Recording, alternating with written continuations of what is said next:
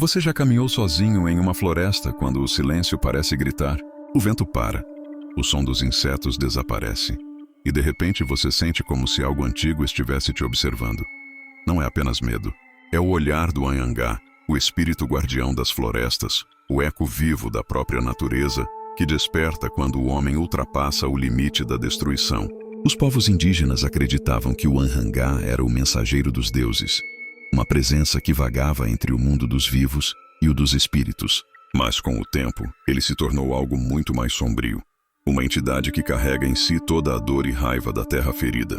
Dizem que ele aparece como um cervo branco com olhos vermelhos em chamas, cercado por uma neblina espessa e um silêncio que sufoca até a alma. Outros afirmam que ele assume formas diferentes. Um homem de olhar vazio, um animal coberto de fogo, ou uma sombra que se move entre as árvores sem emitir som algum. Há séculos, as tribos o temiam e o respeitavam. Antes de caçar, pediam permissão ao espírito. Antes de cortar uma árvore, faziam uma oferenda à mata. Mas quando os invasores chegaram, com suas serras e espingardas, o respeito acabou. Foi então que o Anhangá despertou completamente, e a floresta nunca mais foi a mesma. Moradores antigos contam que nas madrugadas, quando a névoa cobre o chão e os galhos se movem mesmo sem vento, ele caminha entre os vivos. O primeiro sinal de sua presença é o calor. Um calor sufocante, pesado, que faz o ar parecer mais denso. Os pássaros fogem, os rios se calam, e o farfalhar das folhas se transforma em um som distante, como uma respiração.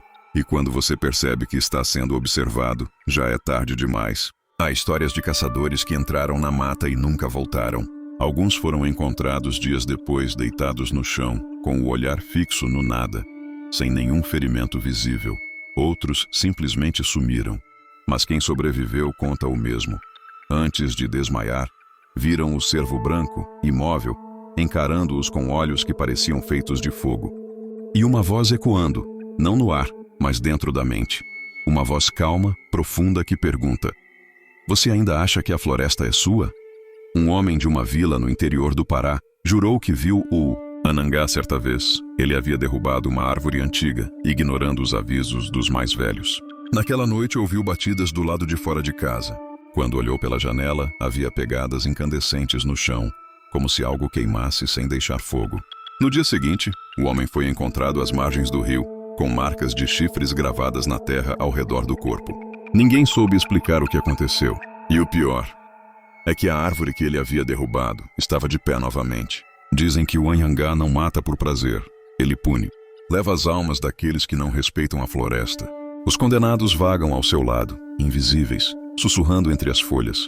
E às vezes, quando o vento sopra diferente, é possível ouvir essas vozes chamando, um murmúrio que vem de todos os lados e de lugar nenhum.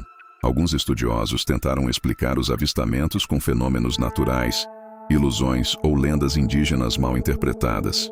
Mas há coisas que a ciência não consegue medir. O medo instintivo, o arrepio que sobe pelas costas, o silêncio repentino da mata quando o perigo se aproxima.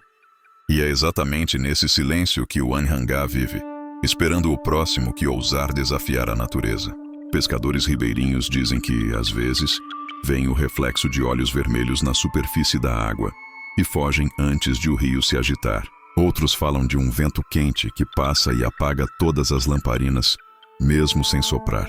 E sempre que alguém desaparece nas margens, os moradores sabem: o guardião cobrou mais uma alma.